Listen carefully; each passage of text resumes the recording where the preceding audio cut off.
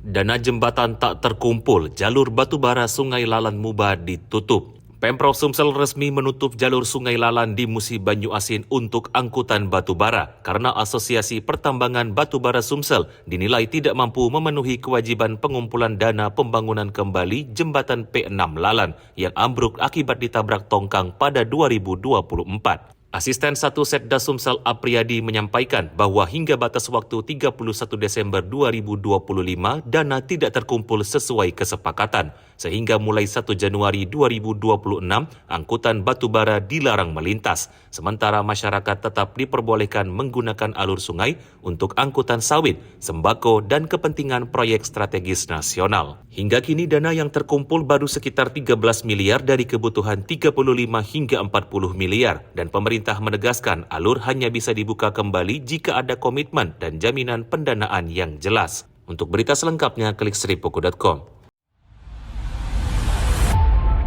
Saksikan Saksi Kata hanya di YouTube Sri Puku TV.